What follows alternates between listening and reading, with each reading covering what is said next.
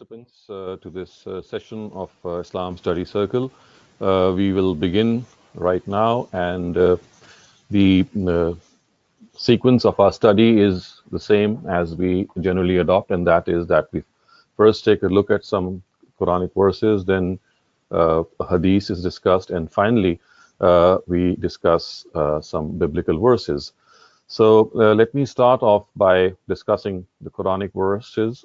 These are basically 80, verse number 14 to 17 of 87th surah, which is called Surah A'la. And the title that I've given these verses is spiritual enhancement or spiritual advancement. So the words are قد أفلح من تزكى وذكر اسم ربه فصلى بل تؤثرون الحياة الدنيا وَالْآخِرَةُ خَيْرٌ وَأَبْقَى. In the hereafter, successful shall be he who purified his soul and remembered his Lord's name, then prayed. No, in fact, you give preference to this worldly life, even though the life to come is better and more lasting. So clearly you can see that these Quranic verses spell out the fact that success in the hereafter is dependent on how we purify our soul. And if you allow me to say, the purpose of divine religions is just one, and that is spiritual enhancement, spiritual advancement. And in the terms of the Quran, in the terminology of the Quran, it is called tazkiyah. So tazkiyah is something which is the purpose, which is the objective of religion. And all the directives of religion, when we follow them, the result is that we should become purified individuals. I have discussed this several times before, that the Islam, as far as religion is concerned, was the same delivered by all the prophets of God. They delivered the same religion, barring some slight differences in the Sharia, as far as the primary contents of religion are concerned, which of course are al-hikmah, which of course signify faith and morality. They have been the same, consistently the same in all divine religions, starting from Adam to Muhammad sallallahu alaihi wasallam. All of them have presented the same imaniyats, the same articles of faith, and the same tenets of morality. So we need to understand this, that their purpose has always been to purify souls.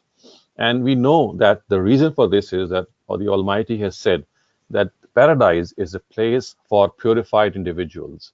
Paradise is a place in which only those people will enter who have purified and cleansed their souls, and they are spiritually advanced. And so therefore, the objective of religion today and the objective of religion has always been the same, and that is to purify human souls, to purify their undertakings.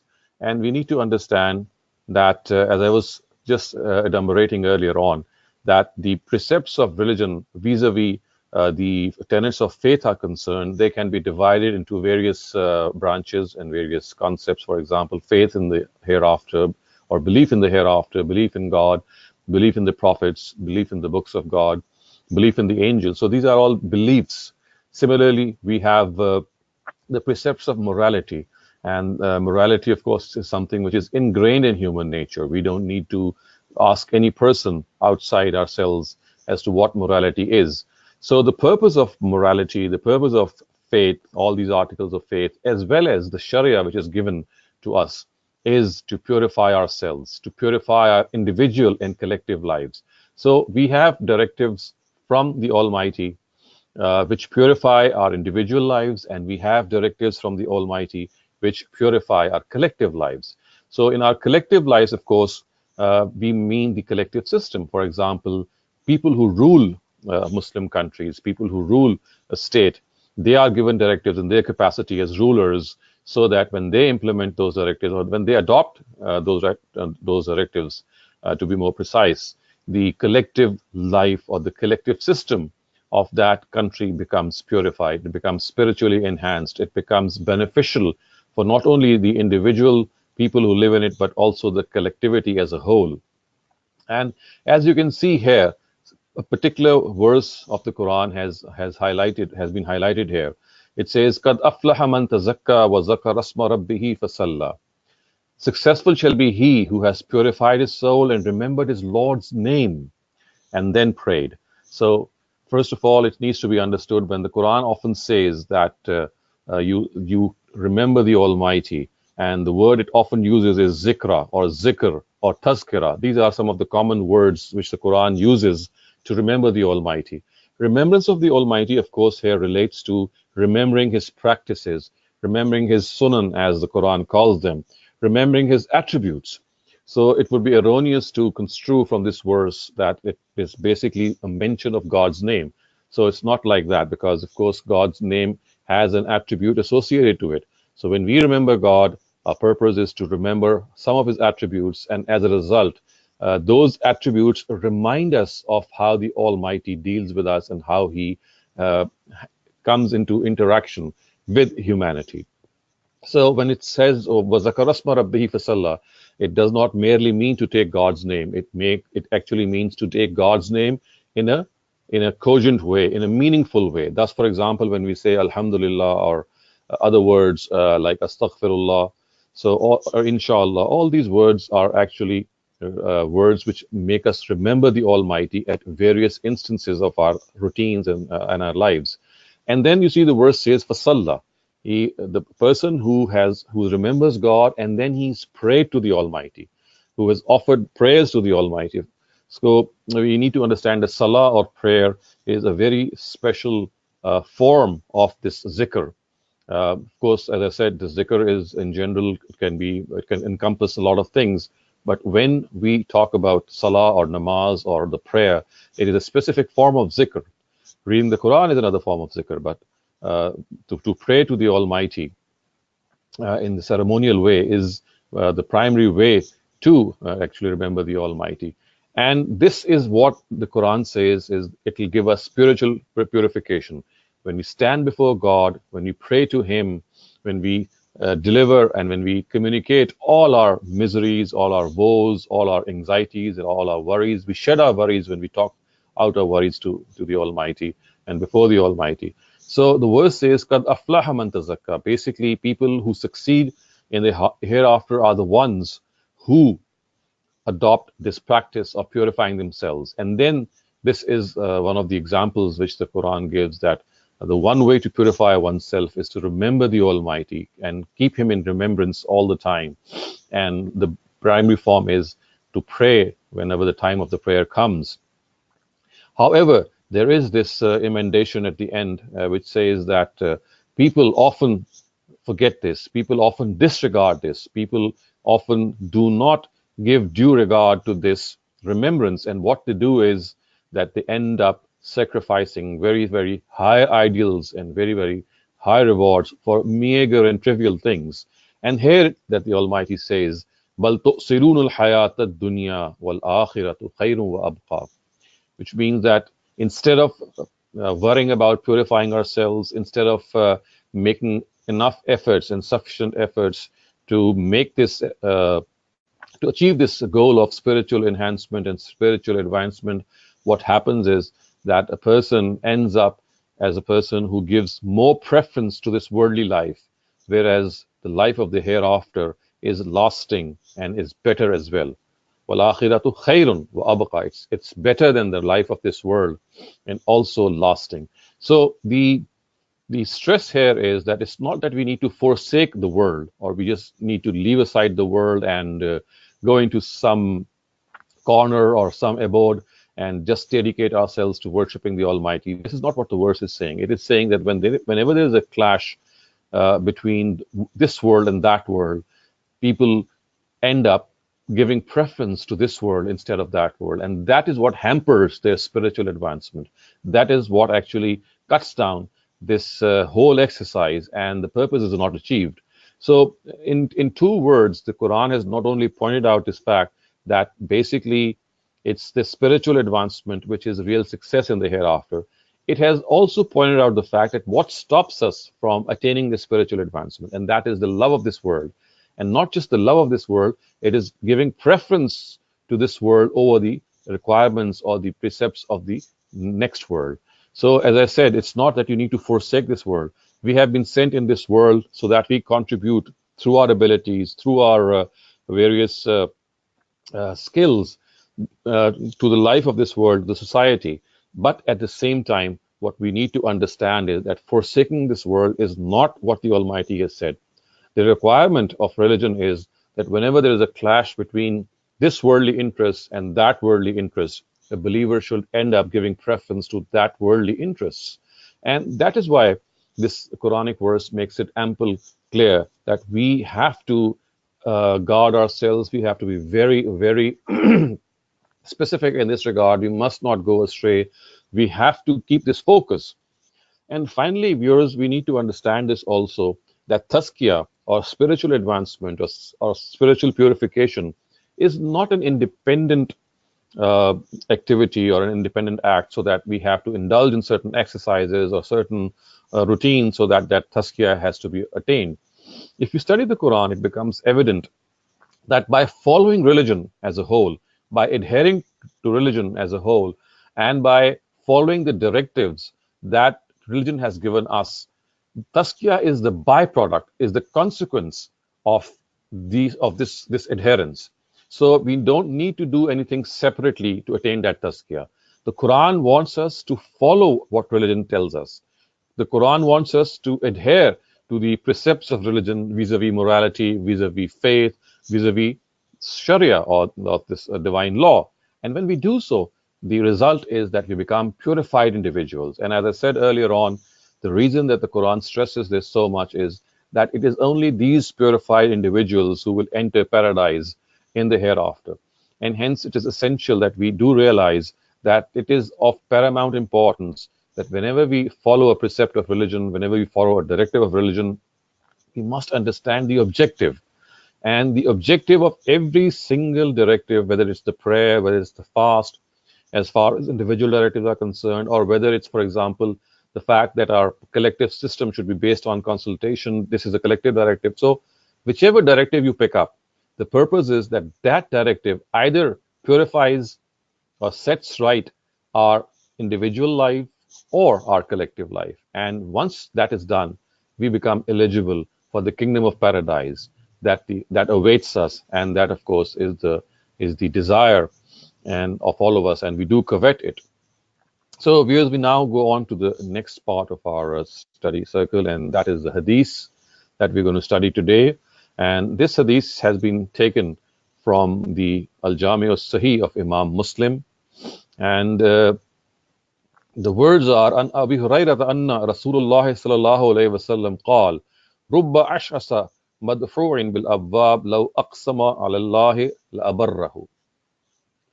Abu Huraira reported that God's messenger said, many a person with disheveled hair and laden with dust who are turned away from the doors are such that if they swear by God, God will fulfill their oaths. So, what this hadith is trying to convey to us, or what its words are communicating to us, is the fact that don't go on the appearance of people. At times, you see a person who is absolutely ridden, who appears to be disheveled, who is dust laden, who doesn't have proper clothes, and you just dismiss that person as if he is a non-entity. Whereas the fact is that he could have such a coveted position before the Almighty that whenever he prays or whenever he makes a supplication, the Almighty does not dismiss it. He even fulfills that oath or that of that supplication. So don't always go after appearance. Appearance can be misleading. We often judge people by how they look. This is the cardinal mistake. It's a very common mistake, and it's a cardinal mistake that most of us are guilty of. The appearance of a person is never to be taken into account while judging the character of that person, unless we have had enough exposure to the character of that person by dealing with him or her in certain ways. We just cannot make a value judgment. And even when we have had this interaction with the person, even then it's difficult to pass a judgment, because at times we do not have the complete data. And the data which we will never have, in fact, is the data which relates to our hearts. We don't know how the person is from his inside. What we are doing is we are evaluating that person by his appearance, by his looks. So I do often see that men, of course, who wear the beard, who keep the beard, they at times think that they are superior to people who do not have the beard. And similarly, women who wear the hijab, they think that they are superior because of this appearance, that they think they are following the appearance that the Almighty has directed them to wear. They think that they are more superior than women who do not wear the hijab. I think this judgment should never be passed. What a person is from inside, only God knows how he is or how she is. We just cannot make a judgment by looking at the appearance of that person. Many a time, a person might appear to you from outside what he is not an iota from his inside or her inside. So, this would be a very wrong judgment that we do make. And we need to understand that a person is pleasing to the Almighty vis-a-vis his attitudes, vis-a-vis his character. The Quran at one place has pointed this out by saying, "Inna akramakum indallahi atqakum," that the most valuable person and the most honorable person in the eyes of the Almighty is the one who is the most God conscious, who is the most God fearing. So, and it is something which is the domain of the Almighty. Only He knows who is more closer to Him. We are no one. As far as we are concerned, our duty is to introspectively look back on our own selves. We need to understand that we must not judge people. If ever we have to judge anyone, it has to be our own selves. Because in that case, we do have a sufficient amount of data. We know who are from our inside. So the, the the lesson that we need to learn is that we must stop judging people not only in their lives. We have this bad habit of judging people when they die, and we often label them that they are kafirs, or they are people who are doomed in hell.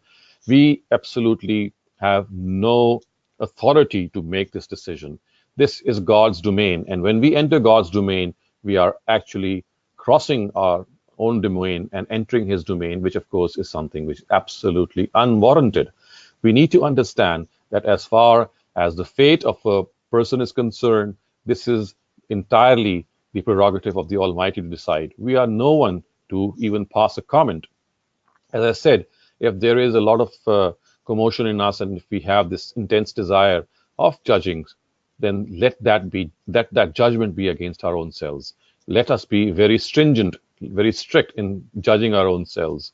We should turn that telescope that we often use to pick the faults of others and find faults in others towards our own selves, and find out how we are and how we fare. Because as we know who we are, of course, this is something that really takes a lot of effort to analyze our mistakes, and that is the only data that we have that is really reliable, because we know who are from our inside. And this judging of people, or judging people by this name, is something which is so common that if you realize that most of our uh, personal gatherings, our gossip, is related to judging people, discussing them in absentia. And of course, this goes as far as backbiting and gossiping. And of course, the sad part is that the data is based on hearsay. We don't have any knowledge of a lot of things, and we make such sweeping statements, such value judgments, that we have all the data in our own pockets. This is, of course, a farce, and we need to realize that we are very, very humble and weak people, and the better, what is better off is that we concentrate more on our own selves, instead of seeing what other people do and how they fare and how they look and why they do certain things and why they don't do certain things. The best thing is that we need to review our own lives, and this is a constant activity. We just cannot let go of it. I often compare it with the dusting of a house that we do every third or fourth day, because the dust keeps settling on things. And just as we don't stop dusting our houses, we cannot stop cleansing our own selves. Because you see, just as dust settles on things around us, similarly, this dust of evil does tend to settle in our hearts, and they need constant cleaning. So, self accountability and not judging people is something which is a constant uh, effort that we need to do. We just cannot become slack in it. Because if we do so, we will end up gathering a lot of evil dust in our hearts, and that, of course, will make them rusty. And as we just discussed earlier on, it will be counterproductive to the objective of tazkiyah, or purification. That is the very objective of religion. Now, viewers, let us move on to the third part of our study segment, and that is we're going to study a Bible verse of the day. This is basically, these are two verses, verses 8 and 9, and they have been taken from Proverbs, which is, of course, the book attributed to Solomon, the prophet, who was the son of David, and David himself, we know, was one who was blessed with the book of Psalms. So father and son both being blessed with separate divine books. So as far as Solomon is concerned, we know that his book of Proverbs is something that I would advise all of those who are interested in reading the Bible that they must read this book of Proverbs. This is called Kitab al-Amsal in Arabic, and it's called the book of all the Amsal in Urdu as well. So you'll find pithy sayings, concise statements from Prophet Solomon, which he is actually delivering to various people. And you'll find out that these very precise statements, very succinct statements, they actually assume the shape of proverbs as if they are proverbs, because they are just one-liners or two-liners, and they just go straight into the heart. So if you do have the chance to pick up the Bible, do go through this book of Proverbs. So let me read out these verses before you. My son, give ear to the training of your father, and do not give up the teaching of your mother, for they will be a crown of grace for your head, the chain ornaments about your neck. So basically, these verses from the Prophet Solomon, they are advising children, they are advising grown-up children that they must lend an ear to their father and mother, because their father and mother are their well-wishers. I can safely say this, I think no one will dispute the fact that our mother and father are the greatest well-wishers on earth that we have. They really feel for us. They have no personal or selfish motive. They are absolutely, totally devoted to our well-being. And whenever they say even harsh words to us, the purpose is not the harsh word itself, but the purpose is the content of what they are telling us. So, as children of our parents, what we need to realize is that we must value the advice which our parents give, which our mothers and fathers give. Of course, we don't have the obligation to agree with it. We have this authority, we have this freedom to differ with the advice of our fathers and mothers, but we must give it a proper thought before dismissing it. And that too in a very polite way, in a very, very empathetic way, in which we sympathetically think of the advice, we ponder on whatever good things that they have to tell us.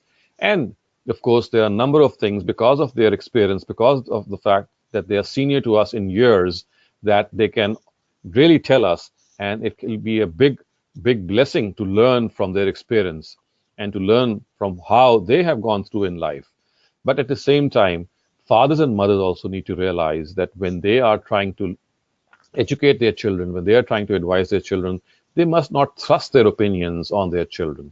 They, especially the grown-up ones, what they need to do is they should present their experiences, they should present their advice in the form of various at various opportune moments, and in the form of very, very precise statements. But at the same time, let the children also be given the chance to reflect on what they have to say.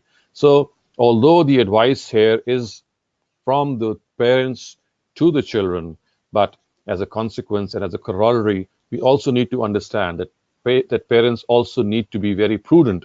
They also need to be very, very wise and sagacious when they are counseling their children. Because in my own right, I do try to counsel children and parents, and I think that counseling, whether it's related to the parents or to the children or to the siblings or to the spouses for that matter, it's a skill. It's an art that all of us must learn, because this is something that all of us generally do go through. And I often end up seeing couples and seeing siblings and seeing parents and children, in agony. And often, when the things have gone beyond control, do they come and ask for advice? So it would be much better that parental counseling and children counseling are introduced as subjects in our curriculum at this high school level, so that parents know how they should advise their children. Because you see, advice has to be given in a very professional way, in a very skillful way, in a very meaningful way, in a very effective way, in a very convincing way, so that the children are really moved. And the basic thing in giving an advice, which I often advise parents, is that they must not be over emphatic. Our parents generally tend to be over emphatic. They stress a point several times. They don't get satisfied unless they have made the point about 4 or 5 or 10 times each time they see their child. And this, of course, is very irritating. So you need to understand, or we need to understand as parents, that children, they need to be given sufficient time to ponder on the advice you want to give them. And at the same time, you must also think that your child can have a different personality. Obviously, in most cases, he does or she does have a different personality. And if he or she has a different personality, then you have to accept that individual with that different personality. You cannot impose your own religious or social or cultural views on your child. You can educate them, you can communicate it to them, these views to them. You can argue very cogently and in a very polite way with them, but you just cannot have the final word in this regard. You just cannot have the final say in this regard. It is the right, I would say, it's a human right which has been given by the Almighty to every grown-up child, that he has the final say in accepting an advice. But at the same time, the word of caution, or the word of I would say importance, which this particular uh, these particular words of Prophet Solomon sound in our ears, is that as children, because grown-up children today, they dismiss parental advice in the blink of an eye. They don't even listen to what their parents have in mind. So this is an attitude changer that needs to take place. That as children, at least listening patiently to the advice, at least listening patiently and reflectively, and giving it due weight, even if you have to dismiss it, even if you have to forsake it, then that should take place in a very, very positive way, in a way in which the parents do not think that they are totally being told off, or they are being scolded, as is the case generally these days. But as I said at the other time, the flip side is that parents too need to realize that giving an advice, correcting your children, reforming them, it's a skill that they must learn. It's not just a thing which comes into their mind, and without realizing the time, without realizing the place, without realizing the situation, they just blurt out their mind or their views without any cogent and without any proper sequence, or without any regard for time and situation. So, as I said, this is an art in itself, and the parents need to understand that. So, viewers, with this, we come to the end of this first section of our study circle. Of course, this relates to the fact that parents, in our own right, have this ability, or innate ability, or this persistent ability to keep on advising their children, but this needs some skill and some amount of art, I would say. And as we said earlier on, we did discuss some of the other things, especially the ones regarding the Quran, in which self-purification was highlighted. And in the Hadith, we studied that we must not judge people by their appearance. It is not the appearance which counts; it is the inner person which counts. And only the Almighty knows who we are from our inside. So let this judgment be done by the Almighty and not by us. So let's open the mics of people if you have any questions regarding this first session. So if you have any questions, kindly unmute your mic. I see your mic is unmuted, madam. You can go on. Please go ahead with your question. Dr. Shehzad, two questions. One is that you explained to me that when a child is born, Right. Please go ahead. have we learned that the azan should be given. Is this a Madam, subcontinent? right. So this is a generally believed custom amongst our people here in the subcontinent and many parts of the world. But research has shown that this was introduced much, much later. It never existed in the time of the Prophet. Even the earlier jurists of Muslims never said anything regarding it. It was much later, many centuries later, when this practice was introduced, and it was actually ascribed to the Prophet. So I would say that this is something of a newcomer or new thing which has been introduced in the practices of Islam, and this is something which is rampant. Of course, every Muslim child uh, goes through this experience of hearing the azan and the iqama in the right and left ear. But research has shown that this has no basis in the original sources. So I can only comment this much here. If you need more details, several articles have been written on this issue, and some of our scholars at Al-Mawrid have even done research related work, so that can be read. But what I can say here is that this is something of a new thing which has been introduced, and it has become so common that people think that that it existed in the time of the Prophet as well. And my second question is regarding, you said that, that it is not, please come, not really right to be criticizing people, but what about criticizing our politicians? We have no right to criticize them when publicly we know that they've done a lot of wrong things. See, this is an exception as far as people who hold public offices are concerned. Criticism, of course, if it is directed towards them, is our right because they are our representatives and they have actually declared that they are publicly accountable before us. So, as far as accountability is concerned, that is something that, as people who have voted them to power, we have our right. So, I would not say that comes under this. You can criticize people because of the fact that they have presented themselves for criticism, because being representatives, they would like this feedback and this critique. And this is how we can reform them as well, present our views. At times, it's not always that our view is correct. Of course, at times we don't have complete information, and therefore our criticism is not that weighty. At other times, it lacks data. But whenever we have this effective criticism and we can deliver something to them, I think we should do so. And also, we should use means which each of us has available. For example, newspapers or social media, which has now become a very powerful instrument in communicating things to various quarters of the society. So yes, I would say that as far as people who hold public office are concerned, they can be criticized because of the fact that they are public servants, and this is how they would improve. And of course, criticism should be positive in its nature. It should be something which recommends them towards their betterment, induces them to become better public representatives, and it should not be criticism for the sake of criticism. Thank you very much.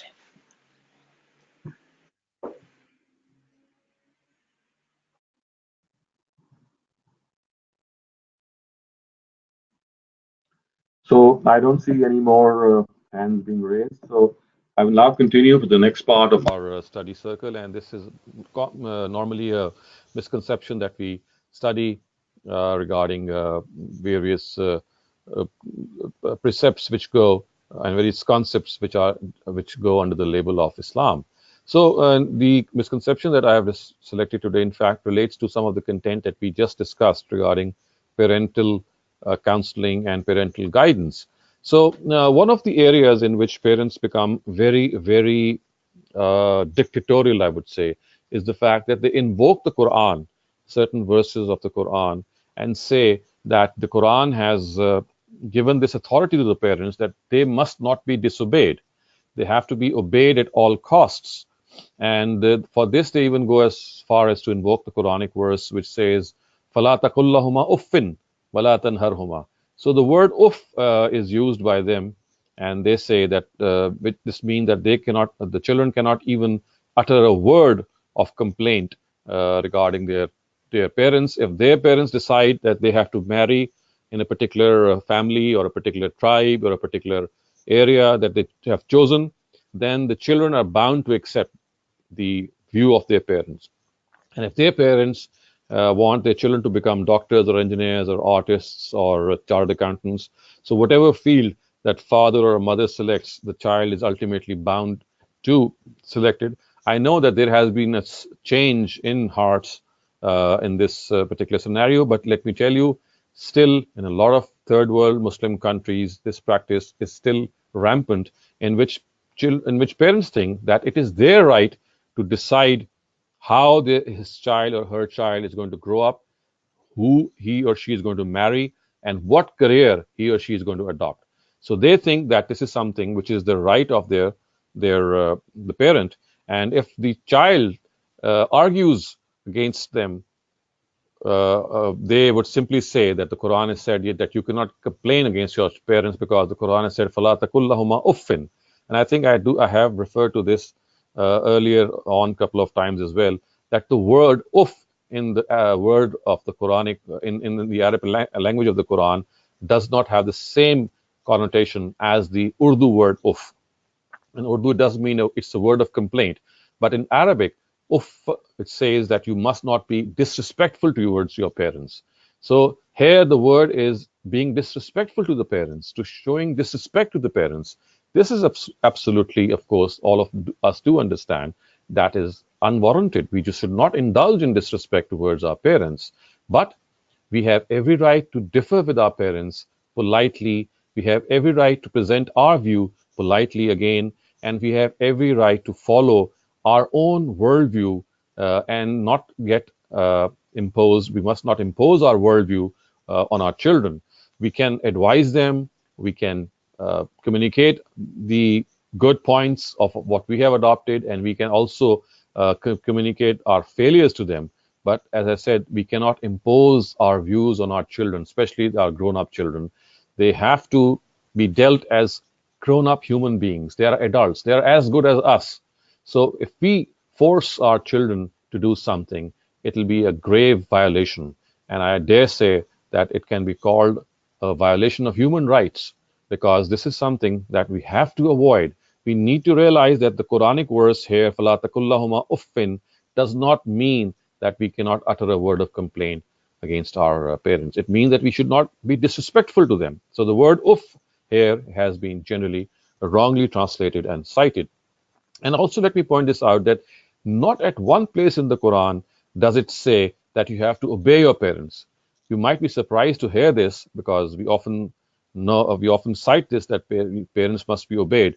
But let me tell you categorically that there is not a single verse in the Quran which tells us we have to obey our parents. What it does say, and several verses do say this, is that we have to deal with them affectionately, kindly. So the words are wabil walidaini ihsana. Wabil walidaini ihsana, that deal affectionately with your parents. There is not a single word which says that you have to follow the dictates of your parents. So this is another thing which might be a something of a misconception that has arisen. And as I said, it might have gotten reformed in some of the societies, but in most third world Muslim countries, this is still the case. That I often call it parental hegemony. Parents, without realizing, they impose themselves on their children, and they don't realize that their children are grown up as good as their own selves, and they have this right by the Almighty to become any person that they would like to. So, of course, a father or a mother might feel very, very perturbed if their children adopt ways which are not congenial to them, which are not uh, rightful to them. But as I said, this is something which is between that person and the Almighty. That person is a complete person. The child is now a grown-up child. The what often happens is that we don't realize this, that this particular area, it does not belong to us. It belongs to a right which the Almighty has given our children. So with this misconception, I would like to open the mics of people who would like to ask this question, that if there is something regarding parental advice or relationship, that please let me know. Okay, I can see Asir Zahur. Yes, I've opened your mic. Please go ahead. Asif Zahur, Mr. Asif Zahur, please go ahead. I've opened your mic. Hello, Assalamu alaikum, sir. Walaikum Assalamu assalam. alaikum, sir. Yes, Assalamu alaikum, sir. Can you hear me? yes, I can barely hear you. Could you just be a little louder? Sir, this is regarding the. Yes. Right. Sir, can you hear me now?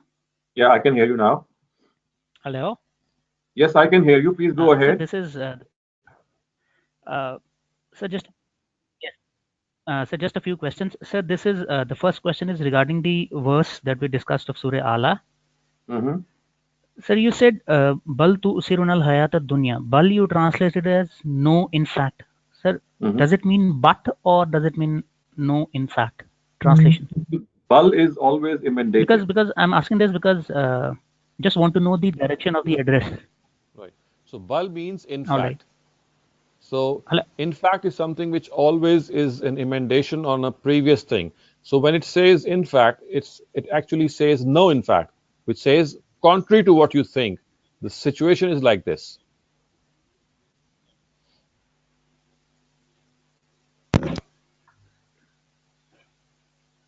So please go ahead. Asif, Hello. I think yes, yes, please go ahead. Yes, sir. Sir, just wanted to ask about the direction of address. When the Almighty says "Bal tu usirun al hayat dunya," no, in fact, you prefer the life of the world, sir. Mhm. Who is this you? Is So this a general reference to and this is humanity or? Shehzad Quraysh, the people of Mecca who were being delivered this warning from the Almighty. This last group of the Quran, uh, of which Surah Allah is a part, is especially directed towards the idolaters of Arabia. And of course, those among them who had even converted, they had this weak faith. So they are being told that the thing which hinders their purification or which hinders them from coming closer to Islam, in other words, is that for them this world is everything, and they give preference to this world or the interests of this world over every other thing. Right.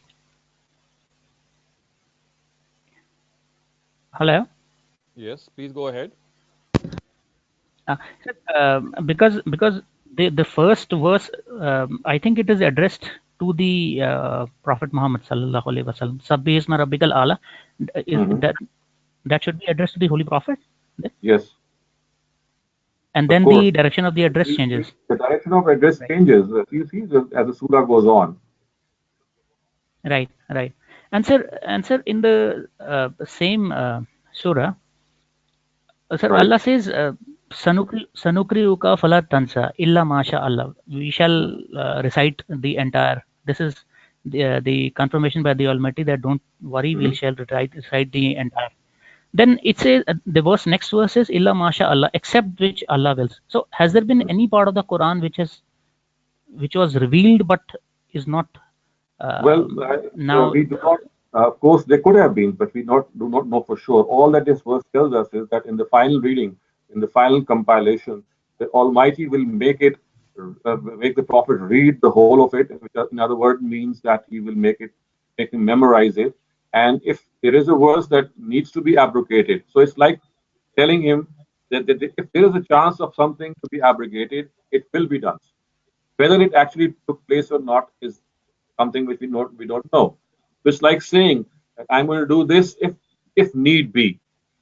So it's like telling the Prophet that this is how it's going to happen. Remember, this is a Meccan surah, and the final compilation of the Quran took place much later, about 10 or 12 years from the revelation of this surah. So the Prophet was being told of a future event that don't worry, he will memorize, the God will make him memorize all this Quran, except if there is something which he deems should be left out. So it's like a potential possibility. Whether it actually took place or not, we have no knowledge of. So because scholars generally say that hello. Yes, yes, yes. Please go ahead. Because sir, with regard to the verse of zina, the Mm, punishment for zina, right. they generally say that that verse has been the verse regarding the punishment for that punishment. stoning punishment. They said it has been that verse was abrogated. So uh, confirmation yes, they that's give, the because point. I've heard scholars here. They say this is where Allah Ta'ala says. Right. So we have done a lot of detailed work on this particular issue, and we have shown that this is not even a verse of the Quran. It does not even deserve to be called a proper Arabic sentence, which they think was part of the Quran and was left out. If you're referring to the Rajam verse. So, if you, I would advise you to please read it at some of the instances in which we have explained it, both verbally and in the written form, and please look up the appropriate places. So you'll find out that this is, although our scholars, many of our scholars do believe that this was the verse, because it has been quoted in some of the narratives by Ibn Majah, in which this verse has actually been Yes, spelled sir. out. So that is why I would like you to just look up the research article that Al-Mawrid has produced regarding the punishment of fornication and adultery. Right, sir. Thank you. Welcome.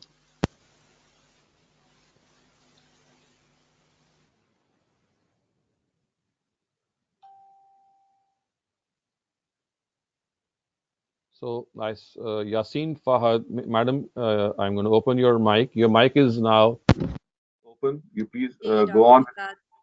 मेरा सवाल ये है कि like what I wanted to ask was if a person has wife on one side who is demanding to live separately due to the issues she's having with her mother-in-law every day or whatever, and there is Mm-hmm. the parents on the other side, and the son, he gets two separate houses, one for his family, wife and children, and one for his parents, and he is taking care of all the expenses of the parents, and he's looking after them. Mm-hmm. But the parents think that it's not fair to them, or it's not just to them, that they have separated them in this old age, you know. And one of the parent is a chronic patient as well, right? But the children are doing what they can, like they were living with their two sons, and then now both sons are living separate, and the parents are in a separate house, and they feel very bad about it. You know, the parents feel very, like, you know, as if they have been thrown out of the house or whatever. So, like, I'm trying to understand, were the kids right to do that? Because they have to take care of their family as well, and the things were really getting like the relations were really getting bad living together. So they came up with this solution.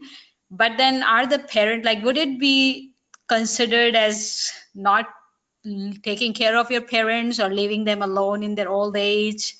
Like, Right. I do were they get your right question. or wrong making that decision? Yes, I do get your question, but you see, it's difficult to pass an absolute judgment in the case that you've referred to, because there is a lot of data that still needs to be divulged and that still needs to be known before giving an absolute verdict. But in general, in principle, I would say that as far as this particular issue is concerned, because this is the issue of every third house that we come across when there is a joint family system. If the parents are dependent on their children because of their medical situation, because of their old age, then of course it's the responsibility of the child, whether the son or the daughter, to look after them.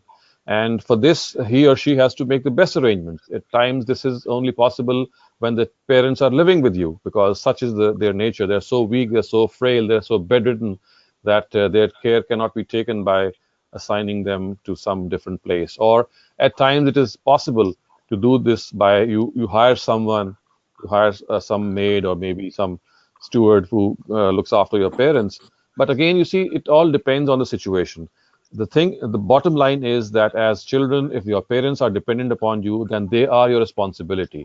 Now, how should one discharge this responsibility? As I said, it has various forms in various situations. There is no rule of thumb.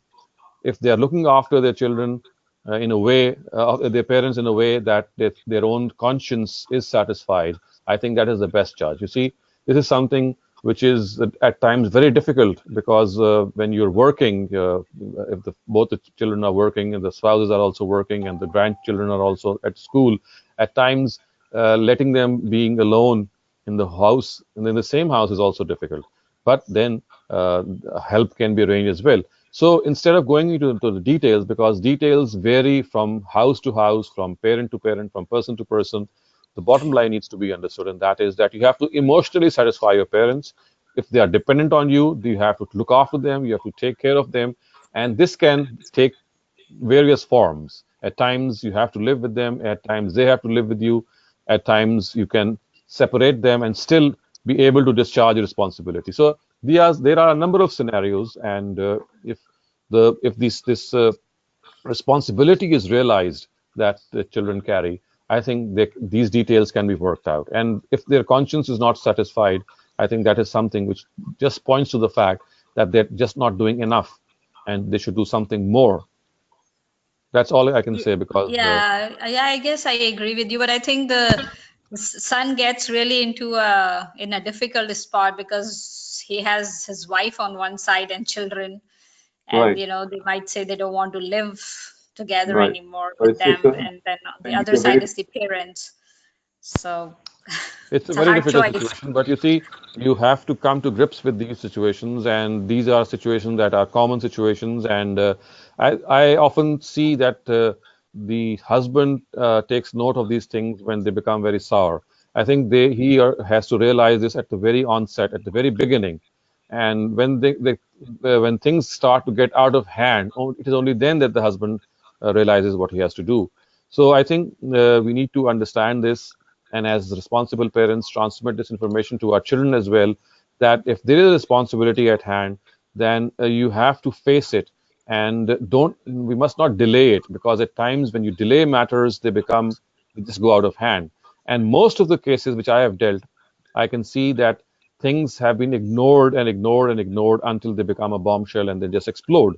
So Yeah, if because the things parents are not really willing to separate, or they don't agree to the idea of having a separate Right, place. right. So you see, if parents they are not willing, they are not emotionally satisfied, then that is a big indicator that the children need to do something to satisfy them emotionally. Because you see, if there was something in which they could have lived independently, that would have been an entirely different thing. But if they are emotionally or medically dependent on you, on the children, then they have to make note of this and do something to redeem the situation. But a lot of it is coming from our cultural background too, right? Because parents who are living here, who are raising their children here, they have a different conception. But the parents who Right. come from Pakistan and they live here abroad, then they expect the same as used to be done back home, that it was understood that, You first you see, live with your parents and then afterwards they are with you, and that's it. so this is a cultural thing, and you are right about it. But you see, at times, not always particularly cultural; it's moral as well. So we need to mark our boundaries. What is cultural and what is moral? Looking after the parents is a moral responsibility, I would say. And cultural responsibility is something in which we don't realize that undertaking that moral responsibility can be different for different societies. So culture can vary, but morality does not vary. So if this thing is kept in mind, I would say it might redeem the person. It might be satisfying for the person who is the receiving end. Okay, thank you.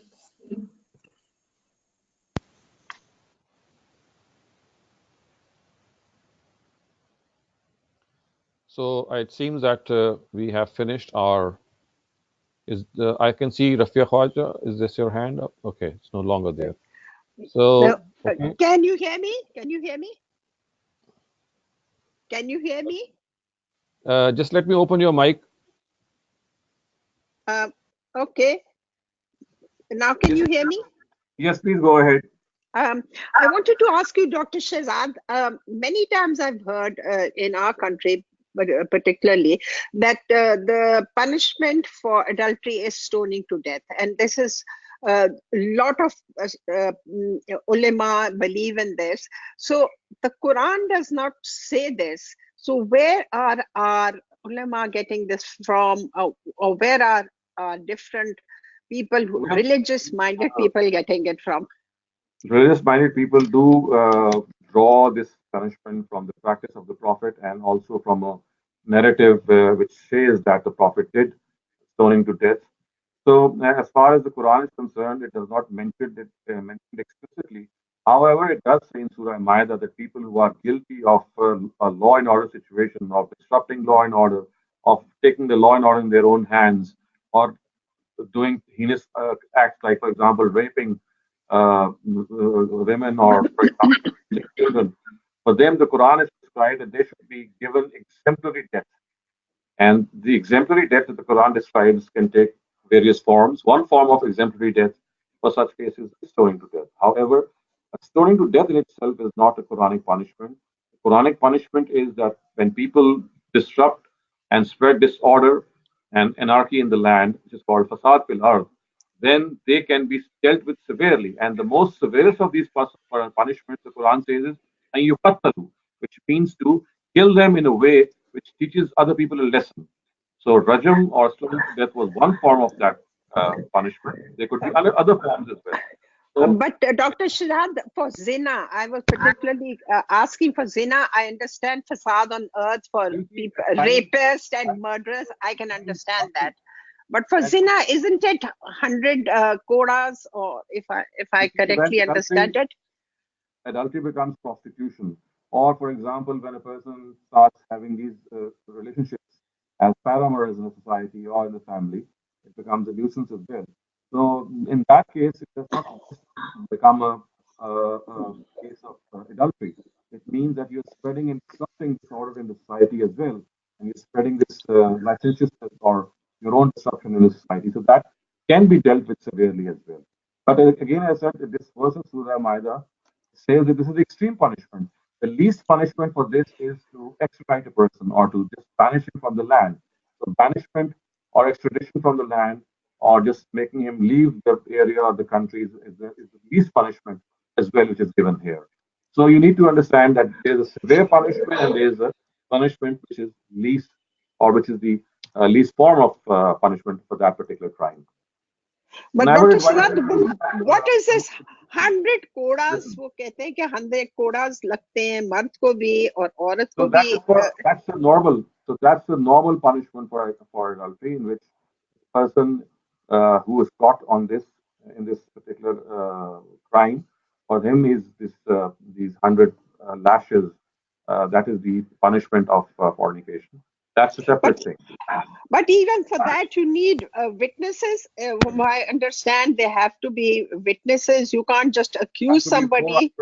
Yes, you just cannot punish anyone without any of these. So and you can't just you can't accuse somebody without having actual proof. Right. So if a person does so, this is what the Quran says is called qazf, which means wrongly abusing, blaming someone of fornication, which in itself is a crime. And let me also tell this to you and point this out to you that the Quran, in fact, wants us to hide this punishment. That if there is this crime, if there is a couple of instances, for example, in which a person has erred, maybe once or twice, and he's then the purpose of the Quran is that instead of exposing him, because once you expose him and he gets this punishment, he is going to be humiliated for the rest of his life. So the Quran itself has said that it has fixed a very stringent, a very strict standard for proving that punishment, that there should be 4 eyewitnesses. Of course, this is something of a non-existent thing. It's very difficult that you do this in front of 4 people. Sorry, Dr. Shehzad, but I have seen many cases in Pakistan. It's constantly in the papers where a husband has some suspicious, sees, especially among the uneducated, he sees a wife talking to someone and he goes and kills her because he thinks she has an illicit relationship. That is an absolutely baseless thing. This is, no one can take the law in his hands, even if he has seen his wife actually doing something wrong. The Prophet has actually once ticked off one of his companions who asked him that what should he do if he finds his wife in a compromising situation with a stranger. The Prophet admonished him and said that you just cannot even touch him. Let the law take its course. So this is what happens in third world countries like Pakistan is not something which Islam endorses at all. You just cannot take the law in your own hand, punishment has to be done by the state, and that too in the way which has been prescribed by law. It just cannot be in a haphazard way, and it just cannot be venting out your fury because you think that your honor has been violated. Honor killings and these issues are a stigma on the face of Islam. I think they are more culture related, and they have more cultural, I would say, outlook than what Islam says, because there is absolutely no possibility of any such killing in Islam. But Dr. Shehzad, shouldn't such people be given exemplary punishment so They that should. this honor killing should stop? They should be given an exemplary punishment, of course. So that is how they should be. But what happens is, because of a wrong interpretation of the law of qisas or diyat, what happens is that once a father kills his daughter, what happens is that the rest of the family forgives him, because they think that if the heirs are forgiven, if the heirs forgive the person who kills the some other person of their own family, then what this is what they call diyat. The whole murder issue is settled on diyat, which is of course blood money. And again, this is a misinterpretation of Islamic law, because Islamic law not only says that this blood money has to be given, it also says that the government has to be satisfied in this. So one of the parties to this crime is the society, and the representative of the society is the government itself. It's not just a crime against that family; it's a crime against the society. And in all such crimes, the state is a party in itself, and you just cannot let off a criminal unless the state is satisfied. But if a husband does it, shouldn't he be punished if he's killed his Of wife? course, as I said, he doesn't have this right. If he takes the law in his own, no one has the right to take the law in his or her own hands. No one can even touch the other person in any way. It has to be by law. If he sees something odd going on, if he sees something which is worth reporting, then it has to be reported. It has to be reported to society. It has to be reported to the police authorities. No one can take the law at all, because this would be the law of the jungle, and that is what is differentiated Islam from the age of Jahiliyyah. The age of Jahiliyyah was one in which people would take revenge for their own selves. The vendettas would be their own vendettas. State authorities, they come into play whenever a properly organized country that you're living in takes place. That is one of the reasons that the collective system is run by the state, that if there is to be some punishment, if there is to be some justicement that is going to take place, then no one has this authority. Only the state has this authority. But doesn't seem to be happening in Pakistan in A lot of spite things of. don't happen in Pakistan. See, it's not just this thing. There's so many things which are going wrong here. So we need to be, more considerate and think that we have to set right a lot of things. And the Council of Sharia Ideology, the people sitting there, they don't seem to think that they can do anything. Well, as I said, the Council of Islamic Ideology is basically a recommendatory body. It does not have uh, any hold. So what it does, it makes recommendations to the Parliament. What has to be done is that the Parliament has to be more active, instead of getting involved in so many things, like, for example, economic issues. There are so many things which are like emergency to us. So these are issues in which the Parliament should get involved in. They should pass laws. They should make this point that all things which are being amiss are because they are happening because the Parliament is not behaving the way it should be. So I think the problem with us is that our parliamentarians are busy involved in petty issues and maybe some emergent issues, and they don't realize that there are long-term issues as well, and one of them is this enactment of laws. Thank you very much, Dr. Shehzad. Okay. So viewers, it seems that we have now come to the end of our study circle, and hope to see you next week, inshallah. In fact, I do know that there is this the